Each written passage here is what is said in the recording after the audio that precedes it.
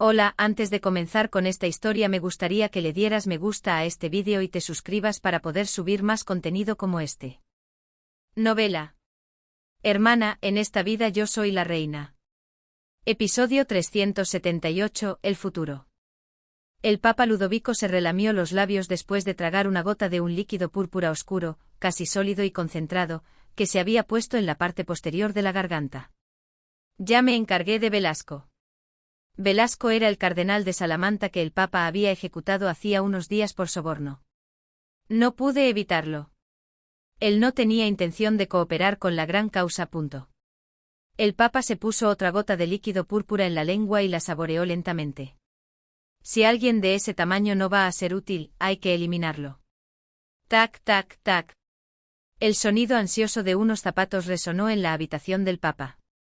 El hombre que había nacido en una familia noble del reino etrusco y había disfrutado de todos los lujos y placeres de la vida, no había podido deshacerse de sus hábitos de indulgencia y extravagancia, ni siquiera después de dedicarse a la vida religiosa y convertirse en papa.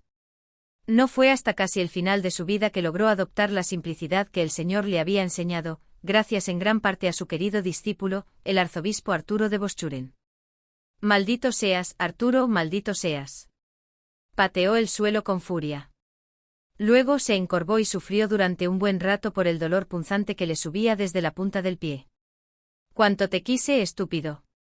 El arzobispo de Busduren, Arturo, a quien había elegido como su sucesor, envenenó al Papa Ludovico. No era porque odiara al Papa. Era porque el Papa Ludovico estaba planeando la Cuarta Cruzada. Amor al pueblo, no debes sumir en la miseria la vida de la gente del continente central, su santidad. Arturo suplicó al Papa incluso mientras era torturado y moría, con sus extremidades atadas con cuerdas. Esos pobres no pueden soportar más cruzadas. El Papa Ludovico, al ver esa escena, se golpeó el pecho con frustración. Tú, porque siendo un clérigo no comprendes que la salvación espiritual es la verdadera salvación. Yo recorrí todos los lugares de Trevero con los bienes de socorro de su santidad. Vi la cruda realidad del pueblo.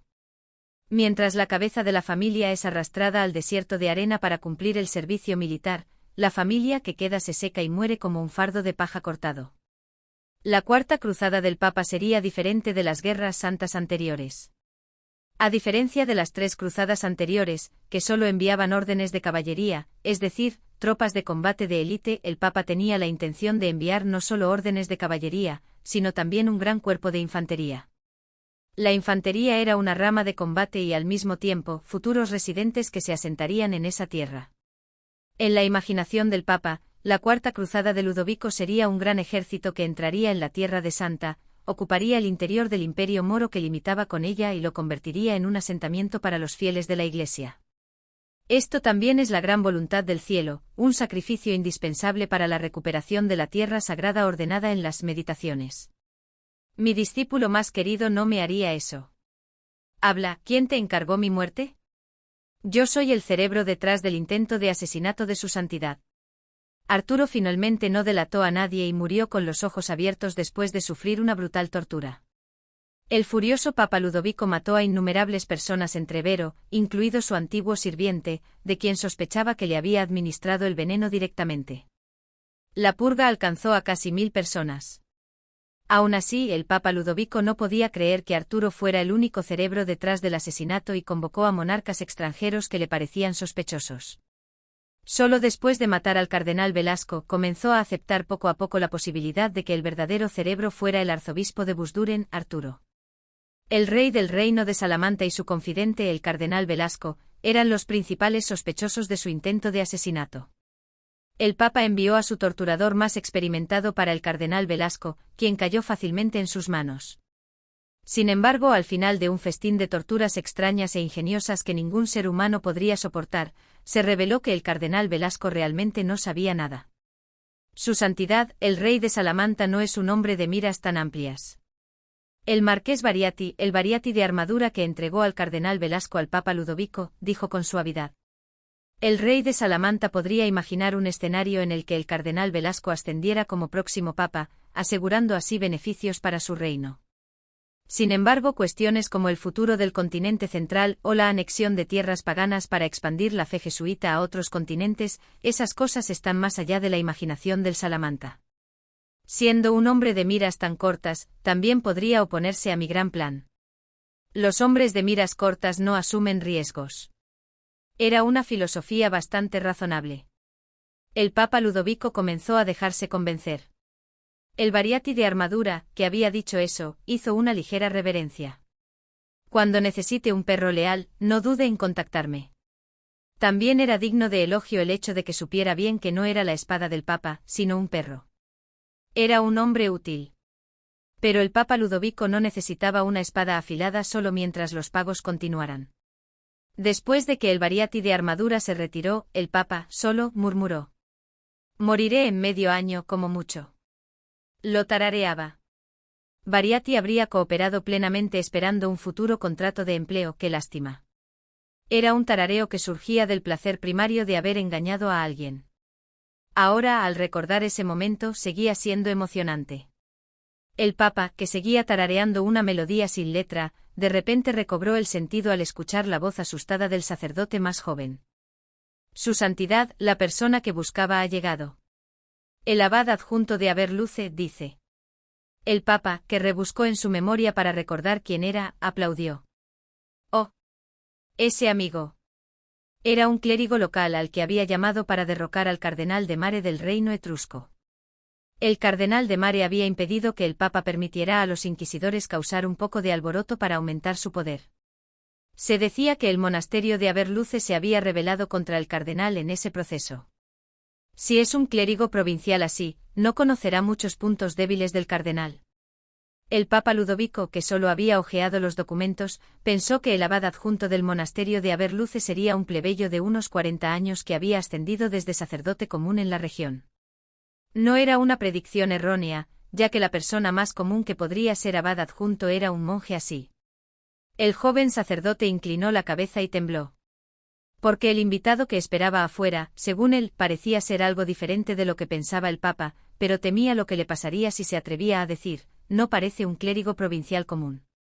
Esto se debía a que en los últimos meses había visto a demasiados colegas perder la cabeza por una palabra mal dicha. Como era de esperar, la gente de mi tierra es la mejor. Que entre. El Papa Ludovico abrió la puerta de par en par. El invitado que esperaba afuera levantó la cabeza de repente.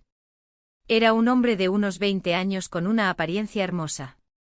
Entró en el despacho del Papa Ludovico con una sonrisa de ojos en forma de media luna. Ariadne abrió los ojos ante la deslumbrante luz del sol.